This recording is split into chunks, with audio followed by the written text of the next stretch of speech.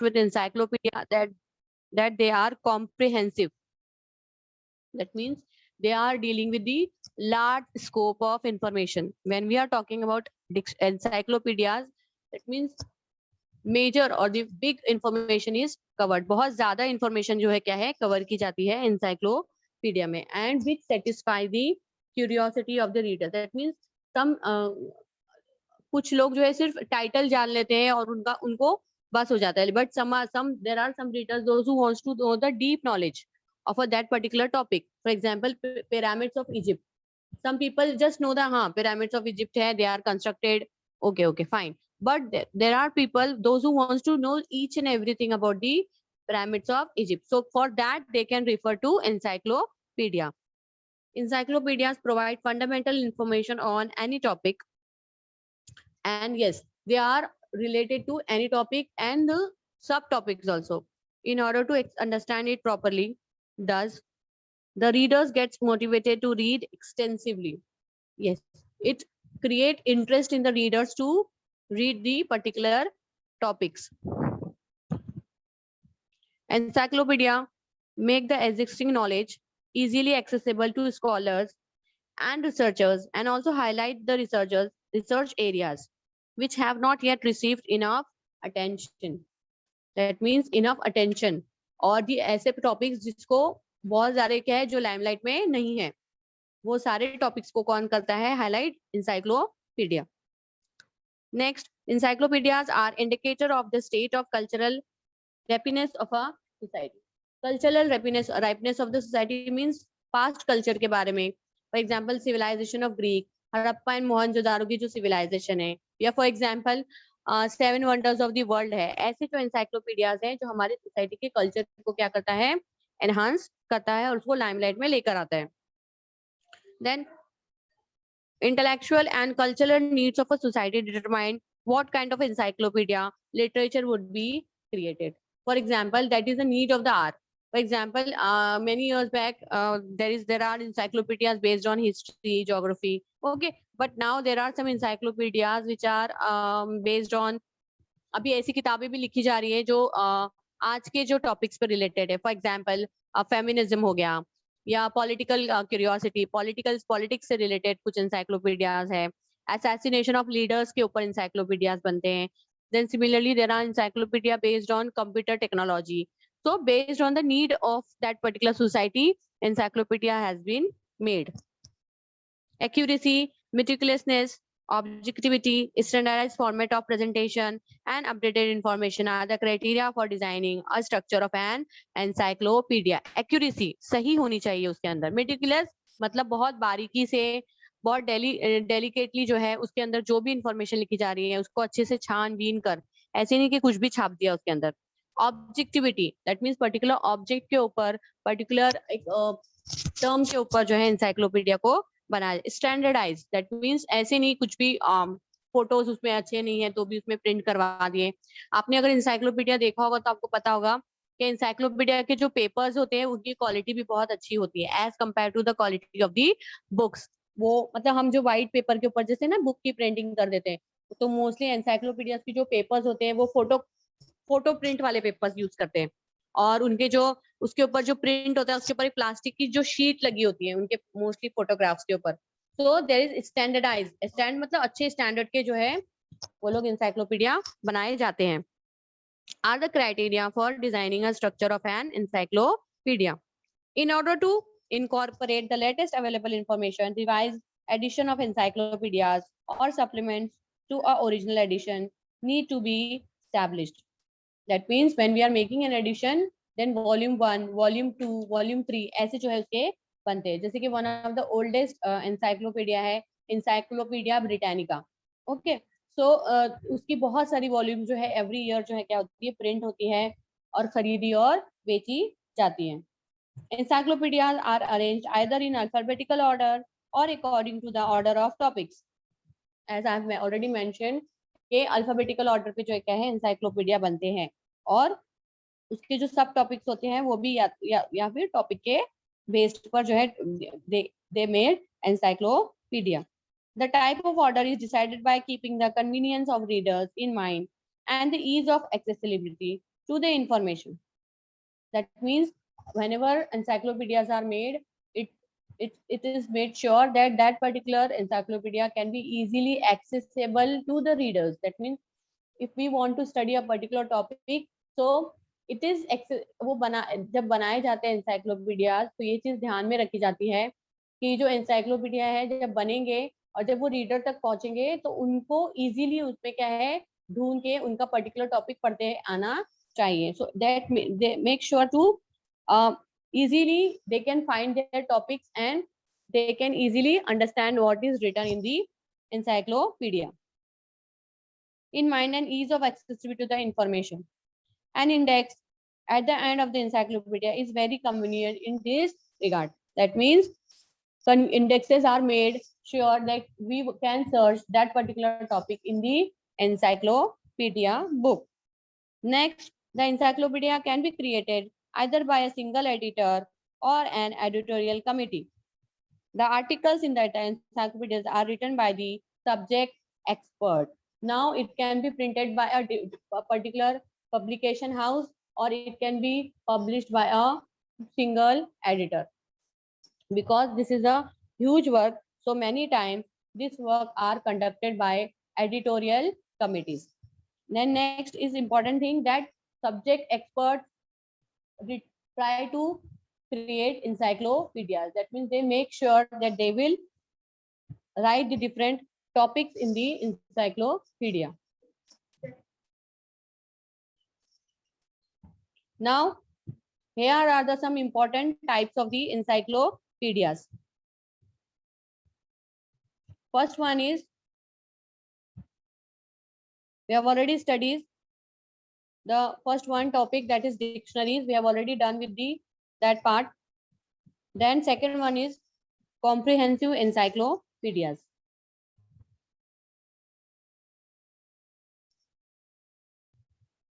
There are two types of Vishwakosh.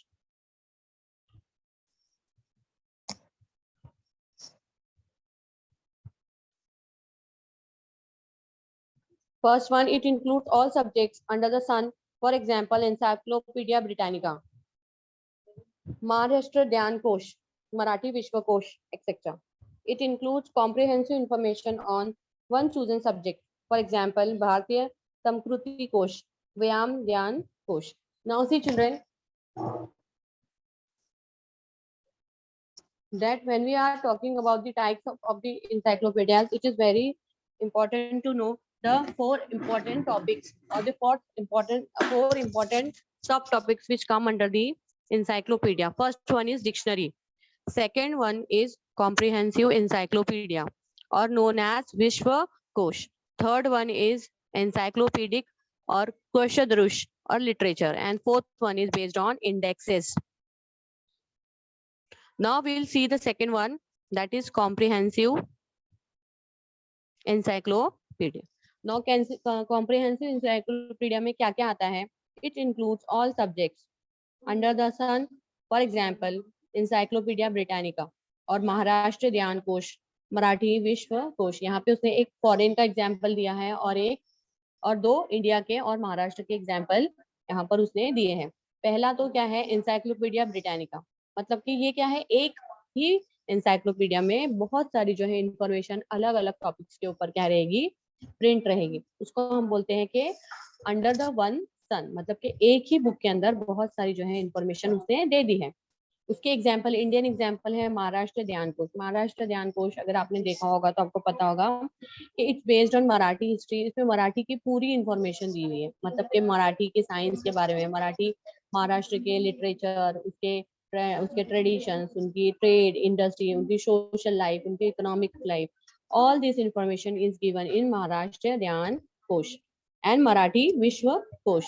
It includes comprehensive information on one chosen subject. For example, भारतीय समृद्धि कोश, व्यायाम ध्यान कोश, etcetera. और जो है उसकी ही सेकेंड टाइप होती है, उसमें वो बताते हैं कि एक ही टॉपिक के ऊपर डिटेल इंफॉर्मेशन जब देते हैं वो उसमें, तब उसको हम बोलते हैं कि एक चूजन टॉपिक पे जो है क्या है इंफॉर्मेशन दे दी गई है, उसको हम बोलते हैं भारतीय समृद्धि कोश, जैसे उसके एग्जाम्पल है, और व्यायाम ध्यान कोश उसका अनदर एग्जाम्पल है.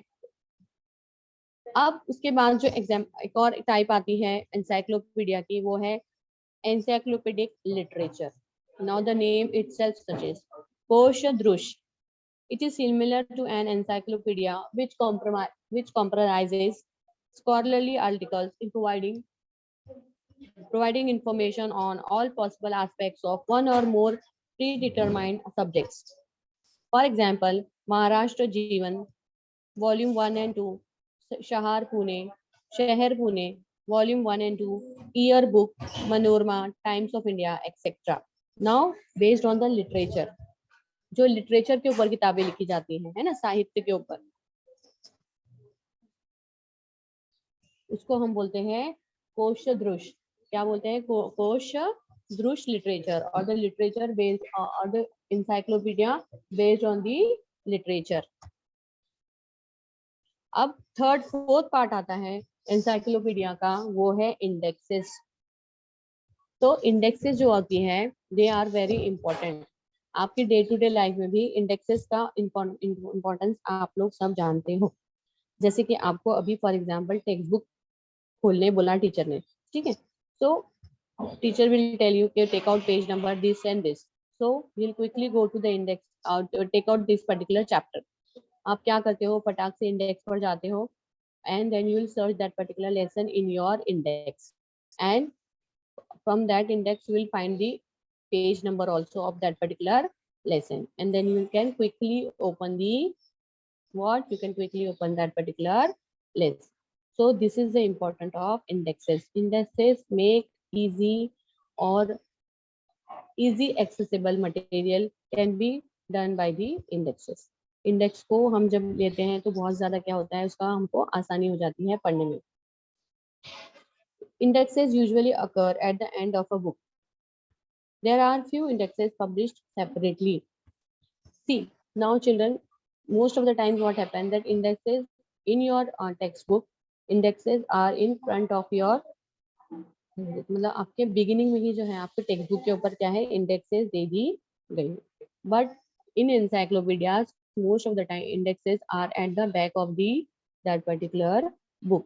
बाद में वो क्या करते हैं, इंडेक्सेस को पब्लिश करते हैं. But there are some indexes जो क्या है, अलग से जो क्या है प्रिंट की जाती है. सो अगेन जो है क्या है, it's very important to understand the indexes. Now, indexes are the alphabetical list of individuals, subjects, places, keywords, reference books, etc. For example, the index of Marathi periodicals printed by S.G. Date. Now, see, S.G. Date is an historian. वो historian है. अभी देखो उन्होंने बहुत सारी separate index जो है क्या है मेंटेन की है. नाउ सबसे पहले ये देखो, आपके जो इंसाइक्लोपीडिक इंडेक्स है, हम यहाँ पर आपके टेक्स्ट बुक का एग्जांपल मैंने जैसे आपको बताया कि वो जो क्या है इंडेक्स जो है आपको हेल्प करती है पेज नंबर तक पहुंचने के लिए. सिमिलरली जो इंसाइक्लोपीडिया में जो इंडेक्स होती है वो at the back of the encyclopedia होती है, and they were able to, उसमें हम जाके ढूंढ सकते हैं हमको कौन सा टॉपिक चाहिए, हम कौन से सब टॉपिक्स को ढूंढ रहे हैं और किसके बारे में हमको पढ़ना है या किसके बारे में हमको इंफॉर्मेशन चाहिए. तो आप जाके वहां पर आप देखोगे तो आपको या तो वो इंडिविजुअल के बेस्ड ऑन इंडेक्सेस रहेगी, either indexes will be based on the subjects जो उस encyclopedia में कवर किए हैं उसके ऊपर, either it will be based on places based on the encyclopedia which has been given, keywords, reference books, etc. For example, the indexes of Marathi periodical prepared by S.G. डाटे. जो S.G. डाटे हैं, इन्होंने जो मराठी पीरियोडिकल की जो indexes बनाई हैं उसके ऊपर भी जो है इंडेक्सेस दी गई है. Now, indexes are helpful in finding required information.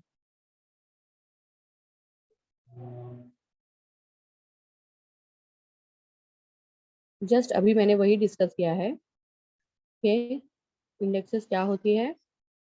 Indexes help करती है हमको फाइंडिंग इंफॉर्मेशन को ढूंढने में इंडेक्स हमारी हेल्प करती है. And in makes the information in a book easily accessible. जैसे कि just I have given you the example of your text book that teacher will tell you take out the lesson sports and history. So if you don't know the number of the lesson or page number of that particular lesson, then you can easily find that particular lesson from the index. You will go to the index, you'll find the name of the lesson, similarly page number of that particular lesson, and then you quickly go to that particular page number of that particular book. So it is easily accessible. Accessible means हमको easily मिल जाती है वो चीज. Now we'll see encyclopedia and history. Now whatever we have just discussed, that is the overall gist of the encyclopedia. के encyclopedia कैसे होते हैं, उसमें क्या क्या होता है, उसके ऊपर क्या है, क्या क्या क्या उसके टाइप्स है. Now what we'll see encyclopedia and history. That means encyclopedia को हिस्ट्री से किस तरह से कनेक्ट किया गया है और हिस्ट्री का क्या रोल है इसमें encyclopedia में. तो जैसे कि आप सब जानते हो कि इंसाइक्लोपीडिया और history are very much connected children, क्योंकि जो किताबें जो लिखी गई है इंसाइक्लोपीडिया में, उसमें बहुत सारी किताबें ऐसी हैं जो हिस्ट्री के ऊपर क्या है लिखी गई है. That's why it's very important कि हम जो है हिस्ट्री और इंसाइक्लोपीडिया की क्या इंफॉर्मेशन है उसको भी पढ़े. तो encyclopedia and history as academic exercises put stress on objectivity.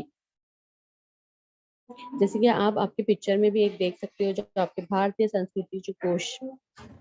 Encyclopedias published in various countries and in various languages may differ in their approach because of their different priorities. Now there are encyclopedias on ancient history, to medieval history, to modern history. बहुत सारे अलग अलग type के जो है history पे based पे encyclopedias बनाए गए हैं. Their structure is influenced by national policies, ethical values and ideas. Yeah. So encyclopedias when it is made, it is based on national policies. उस देश की जो policies है which related to foreign affairs, which related to neighboring countries, which related to particular ideology, जैसे कि Marxist ideology हो गई है ना, डेमोक्रेटिक फॉर्म ऑफ गवर्नमेंट हो गया, फेडरल फॉर्म ऑफ गवर्नमेंट हो गया, डिक्टेटरशिप फॉर्म ऑफ गवर्नमेंट हो गया. तो ये सारी चीजें भी इन्फ्लुएंस करती है किसको, इंसाइक्लोपीडिया को. There structure is influenced by national policies, ethical values and ideals mean ideologies. For example, अगर कम्युनिस्ट कंट्री है, फॉर एग्जाम्पल चाइना, तो वहां पे जो इंसाइक्लोपीडिया बनेंगे it will be based on the communist ideologies. Okay, most of the time it will be based on the communist ideology. Whereas, for example, if Indian encyclopedias are there, so we follows democratic form of government. Okay, and we form democratic ideology. Government सरकार सबके लिए है, government by the people, government for the people and government of the people. We follow this form of government where everyone is equal before law. So when encyclopedias are made, they will be made on this particular ideology. So that's why here it is told कि जो encyclopedia होगा वो encyclopedia उस particular country की ideology को क्या करेगा, reflect करेगा. Next, encyclopedias can be a medium of strengthening national identity. That means national identity को define भी करते हैं बहुत सारे encyclopedias. For example, just I have given you the example of national unity. National unity here, for example, we believe in secularism, we believe in peace, you know, we believe in unity and diversity. For example, if encyclopedia अगर based हुआ है किसके ऊपर, हमारे culture के ऊपर. So India is a diverse country, यहाँ के बहुत सारे कल्चर एक साथ जो है लोग एक ही कंट्री में रहते हैं. हमारे हर स्टेट का एक अलग कल्चर है, एक अलग उसकी क्या है लैंग्वेज है. तो जब लोग इंसाइक्लोपीडिया उसके ऊपर लिखेंगे तो वो रिफ्लेक्ट करेगा किसको, हमारे कल्चर को, हमारी diversity in culture, diversity in language, diversity in religion, but still हम लोग एक देश बनकर रहते हैं. तो वो क्या है, इंसाइक्लोपीडिया स्ट्रेंथ करता है इस किसी भी देश की आइडेंटिटी को. Similarly for example, Bharatiya Sanskriti Kosh edited by Mahadev Shastri Joshi, making knowledge in all spheres of life accessible to everybody. can be one of the major drives behind the creation of encyclopedia. Now see this स्मृति कोश मतलब कि भारतीय स्मृति यानी हमारी जो सभ्यता है, हमारी जो तहजीब है, उसको जो है क्या है ये बता रहा है. तो again it can be shown as the national identity of India. Next is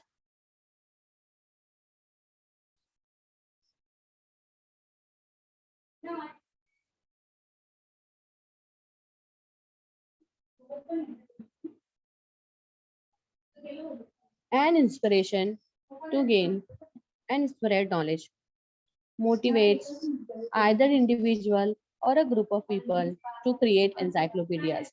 Hence, encyclopedias are looked upon as outstanding achievement of a society. Now, see children, if you have seen the encyclopedia, so you might have understood, जैसे कि आप picture में भी देख सकते हो कि encyclopedias जो है ये बहुत सारी बुक्स का क्या होता है कलेक्शन होता है. वॉल्यूम 1, वॉल्यूम 2, वॉल्यूम 3 है ना.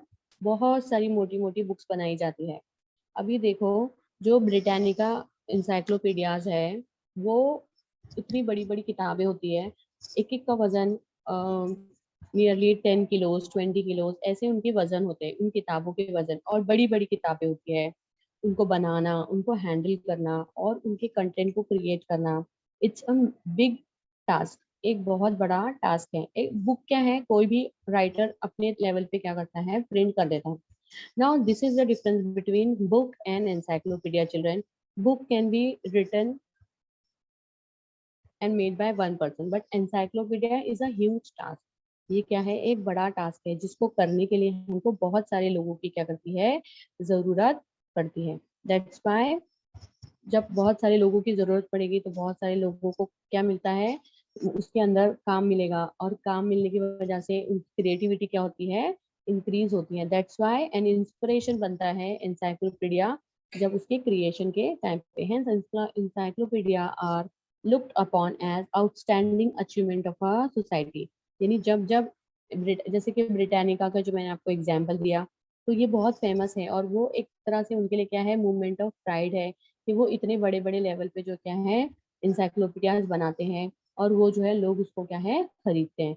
तो अगेन ये क्या है किसी भी सोसाइटी के लिए ये क्या है एक अचीवमेंट का जो है क्या है फीलिंग लाकर देता है कि हाँ हम भी जो है इंसाइक्लोपीडियाज बनाते हैं और हमारे इंसाइक्लोपीडियाज इतने ज्यादा क्या है फेमस हैं. और उसकी बहुत सारी क्या होती है वॉल्यूम होती है, वॉल्यूम 1, वॉल्यूम 2, वॉल्यूम 3. अभी ब्रिटानिका की तो कितने कई सौ वॉल्यूम्स हैं जो हमारे वर्ल्ड में क्या है अवेलेबल है.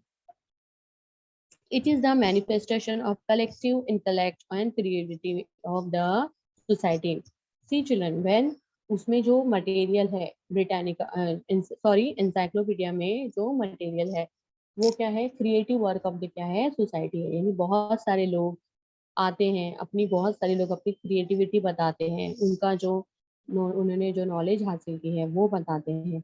सिमिलरली जो भी नॉलेज इंसाइक्लोपीडिया के अंदर प्रिंट होने वाली होती है ना तो उसके ऊपर क्या होते हैं ट्रायल एंड एरर मेथड्स होते हैं. मतलब कि उनके ऊपर बताया जाता है कि वो इंफॉर्मेशन कहाँ से उन्होंने ली, उनका रेफरेंस क्या था. ऐसे कुछ भी हम प्रिंट भी नहीं कर सकते. तो उसके ऊपर डिटेल रिसर्च की जाती है और जब जाकर उसको इंसाइक्लोपीडिया का पार्ट बनाया जाता है. तो कलेक्टिव एफर्ट्स होते हैं यहाँ पे और कलेक्टिव इंटेलेक्चुअल्स जो होते हैं जो सोसाइटी में यानी जिनकी जो बुद्धिमान लोग हैं जिनकी बुद्धि अच्छी है वो लोग इसको करते हैं और इसीलिए जो है क्या है एक सोसाइटी का अच्छा क्रिएशन होता है. दैट मीन्स एक लिटरेट सोसाइटी का क्या होता है इस्टेब्लिशमेंट होता है. Now, encyclopedias is a systematic compilation of a information or a knowledge of various topics. The information or knowledge in encyclopedia is arranged with a specific method, organizing available and knowledge and making it accessible to the main objectives of encyclopedias.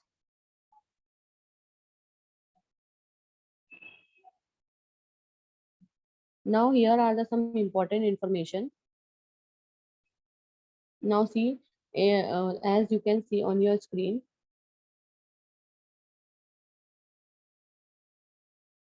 natural history,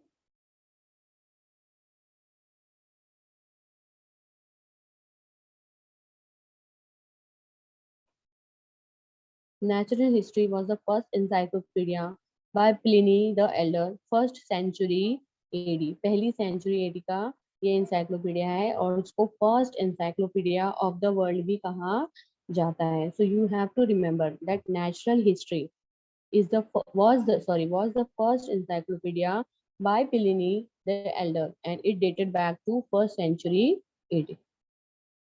Now next is encyclopedia. The encyclopedia by the Diderot, the French philosopher of the 18th century. Okay. Then Encyclopedia Britannica, जिसकी हम अभी बात कर रहे हैं. The encyclopedia was first published in 1767. This is supposed to be an important milestone in the in the making of encyclopedia.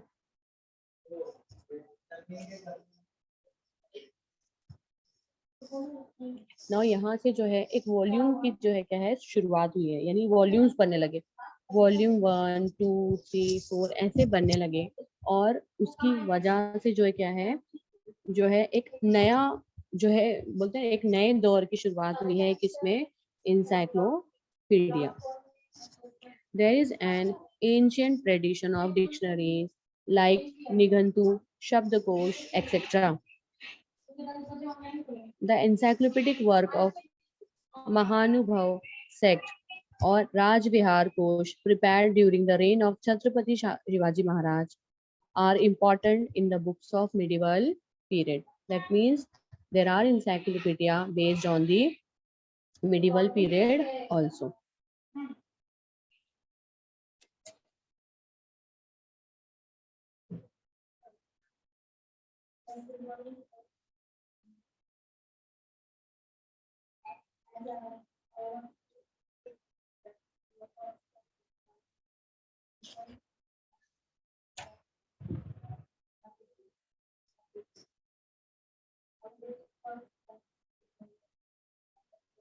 Now children, अभी जो हम लोग पढ़ने वाले हैं, हम लोग भारतीय के प्राचीन काल की जो हिस्ट्री है वो सब पढ़ने वाले हैं और किस तरह से भारत में जो है भारतीय संस्कृति में इंसाइक्लोपीडिया का जन्म हुआ और यहाँ पे कौन कौन से इम्पोर्टेंट इंसाइक्लोपीडिया है. जैसे कि आप आपके राइट हैंड साइड पे देख सकते हो, प्राचीन भारत भारतात्पर्य भ्रुवन, देन महाराष्ट्र ज्ञान कोश, देन टाइम विजन और भारतीय चरित्र कोश. यानी कि बहुत सारे जो है भारतीय के ऊपर, भारतीय संस्कृति के ऊपर, इनके ट्रेडिशन, लैंग्वेज, लिटरेचर के ऊपर जो है इंसाइक्लोपीडिया लिखे गए हैं.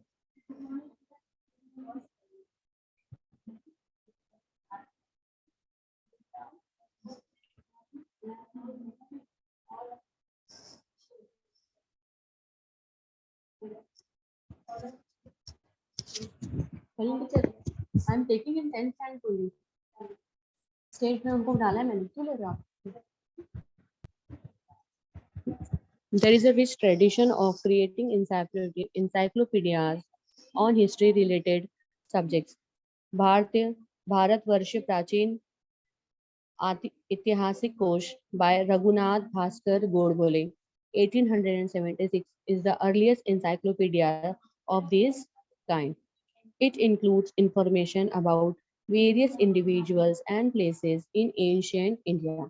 Now we'll see एक एक करके हमारे कौन से फेमस इंसाइक्लोपीडियाज हैं और जो इंसाइक्लोपीडियाज हैं वो किसने लिखे हैं और उसके अंदर क्या इंफॉर्मेशन दी हुई है. तो सबसे पहले आता है भारतवर्षीय प्राचीन ऐतिहासिक कोश. एक नेम ही खुद बता रहा है कि हमारे भारत का जो इतिहास है, यानी भारत कैसे बना, उसके अंदर उसकी कौन सी भाषाएं हैं, वहाँ पे कौन किन राजा महाराजाओं के जन्म हुए, कौन से महाराजा यहाँ पे राज करके गए हैं, वो सब जो दिया हुआ है. और इसको किसने कंपाइल किया है?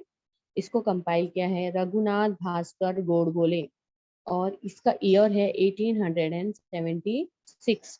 Is the earliest encyclopedia of this kind, जिसमें हमारे लिटरेचर है.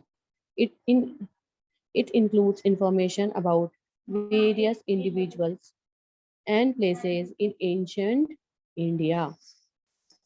मतलब कि एंशियंट इंडिया मतलब कि सबसे ओल्डेस्ट फॉर्म ऑफ हिस्ट्री जो है हमारा, है ना. We have three important times of history, है ना. एंशियंट है, मिडिवल है और मॉडर्न है. तो हमने जो सबसे पुराना है उसके ऊपर ये लिखा है कि कैसे एंशियंट हिस्ट्री में भारत का काल था, भारत उस वक्त कैसा था, उसके ऊपर इन्होंने इंसाइक्लोपीडिया बनाया है.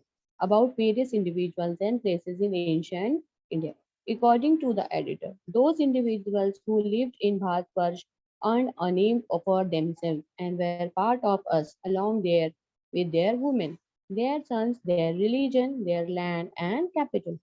Also, the rivers and mountains in their lands, whatever their history is given in this encyclopedia. That means, you see, these are the words from encyclopedia itself. ये जो words जो मैंने अभी आपको पढ़े हैं, ये 3-4 लाइन वो इंसाइक्लोपीडिया में से ही है. और ये जो इंसाइक्लोपीडिया है चिल्ड्रन, ये जो है क्या है, ये एक तरह से जो क्या है, एक तरह से हमारी ग्लोरीफाई किया है उन्होंने हमारे भारतवर्ष के लोगों को. किस किस को ग्लोरीफाई किया है? वहाँ के पुरुषों को, वहाँ की औरतों को, वहाँ के बच्चों को, इवन देयर रिलीजन, इवन हमारी जो भारत माता है उसको, हमारे कैपिटल को, हमारी नदियों को, हमारे पहाड़ों को और हमारी धरती को. यानी उन्होंने एक तरह से उस एंसाइक्लोपीडिया में इन सारे टॉपिक्स को क्या किया है, कवर किया है. और उन्होंने बताया है कि किस तरह से ये सब मिलकर जो है हमारा भारतवर्ष बना है. उसके बाद आता है, उसके बाद 23 वॉल्यूम्स ऑफ महाराष्ट्र ध्यान कोश. एक नहीं, दो नहीं, कितने? टोटल 23. यानी एक के बाद दूसरा, दूसरे के बाद तीसरी किताब, तीसरी के बाद चौथी, ऐसी total 23 volumes of Maharashtra Dhyan Kosh edited by Shridhar Venkatesh Ketkar are available. The major drive for Ketkal in creating it was to facilitate wider access to knowledge and to expand the intellectual spheres of Marathi-speaking people.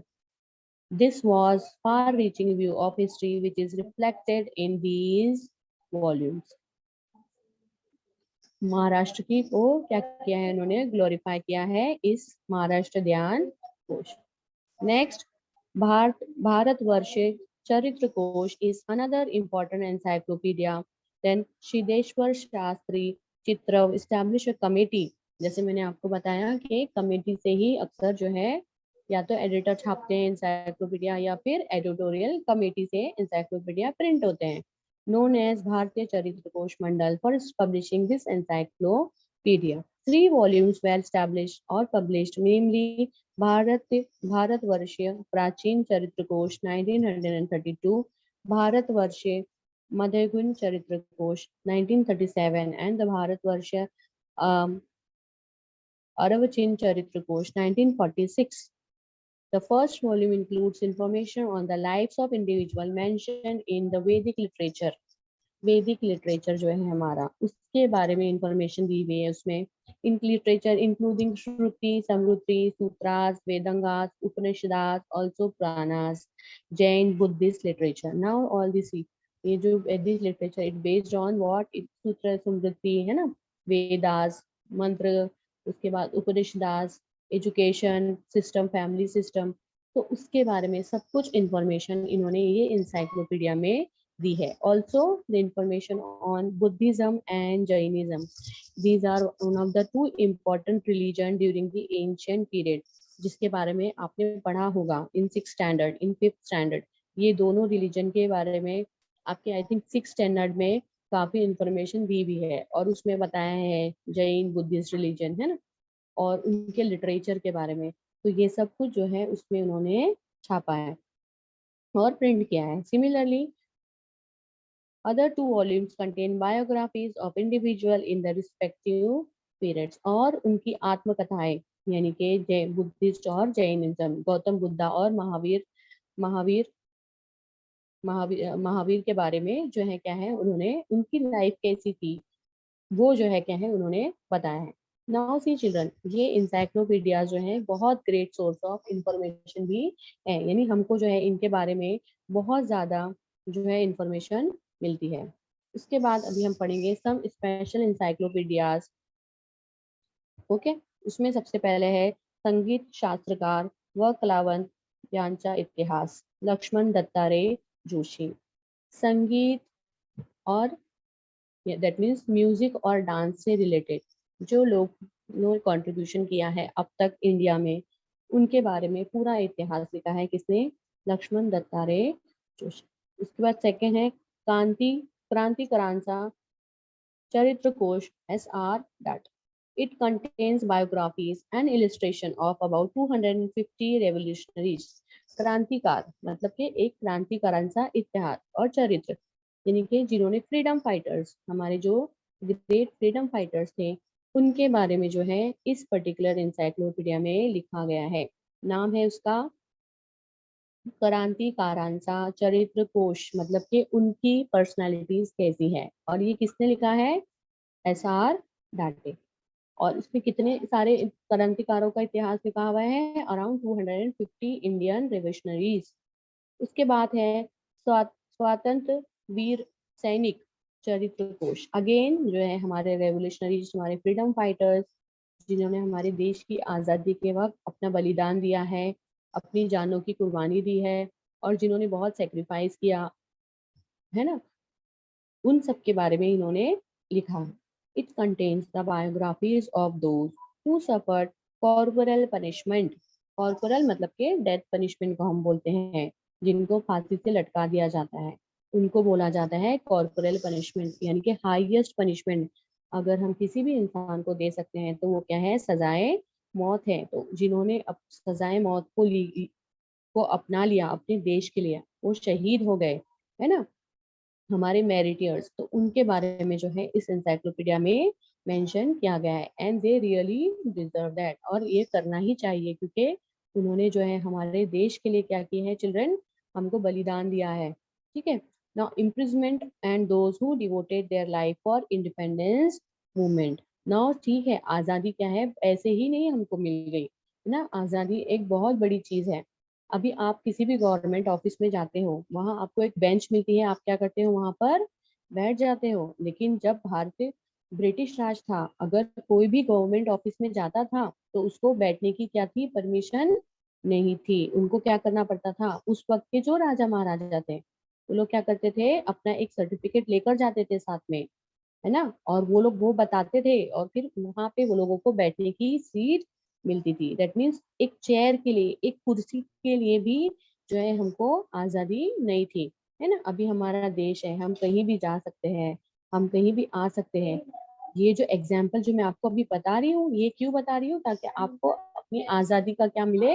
Importance मिले, कि हम आज आजाद है। लेकिन उस जमाने में आजादी इतनी आसान नहीं थी, लोगों ने अपनी जानें कुर्बान की है आजादी के लिए।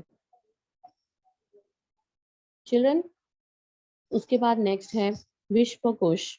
The first chief minister of Maharashtra honourable Shri Yashwant Rao Chavan initiated the compilation of Marathi Vishwakosh. अब ये मराठी लैंग्वेज में लिखे हुए विश्वकोश है, थ्रू महाराष्ट्र राज्य शास्त्रीय समृद्धि मंडल, with a view to enhance the spheres of Marathi language and literature।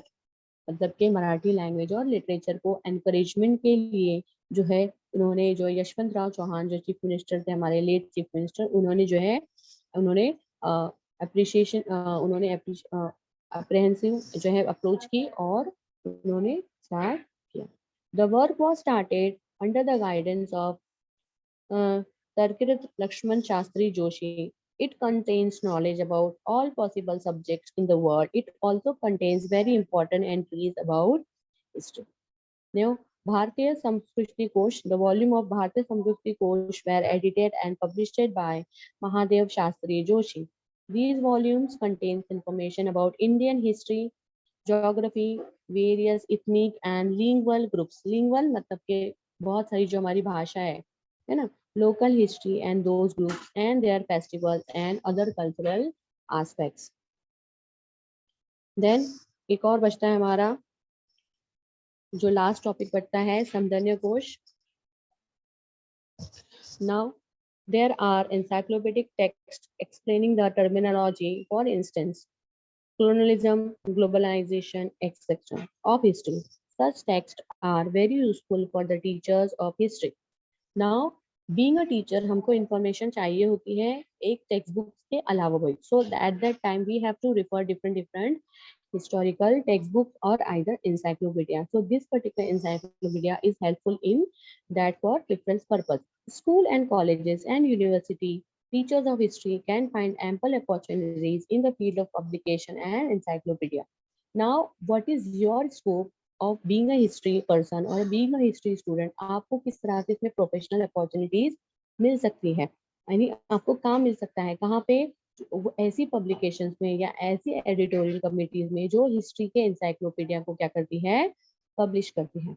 Encyclopedias of all types require experts in history. Every subject has a developmental history. आप एक हिस्ट्री ऐसा सब्जेक्ट है जो हर सब्जेक्ट से क्या है, रिलेटेड है. फॉर एग्जाम्पल अगर साइंस का इंसाइक्लोपीडिया भी पब्लिश हो रहा है स्टूडेंट्स, बट उनकी भी उनको क्या करनी पड़ेगी, हिस्ट्री बतानी पड़ेगी कि पहले साइंस के कैसे जो है इन्वेंशन हुए, फिर कौन सा पहला साइंटिस्ट था, या मैथ्स में अगर हुआ है तो मैथ्स का कौन सा, लैंग्वेजेस जो डेवलप हुई. तो हर सब्जेक्ट की क्या है, अपनी एक हिस्ट्री होती है. Scholars of history can contribute significantly to encyclopedias of various types. Okay, now scholars from different fields can be being a part of the as a part of the significant of the publishing encyclopedias. After studying this textbook, you must have noted that with specialization, history can get access to several career opportunities in various fields. Now, इस text book को जो applied history है उसका मतलब ही है कि ये आपको बताया जाए कि हिस्ट्री जो है एक ऐसा सब्जेक्ट नहीं है जो सिर्फ थ्योरी पे बेस्ड है.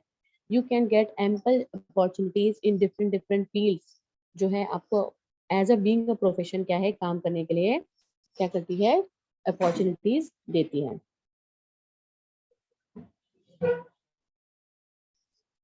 Now children,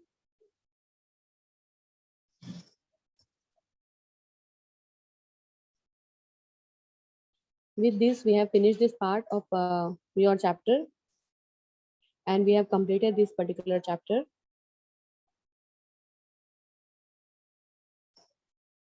Thank you for joining the lecture.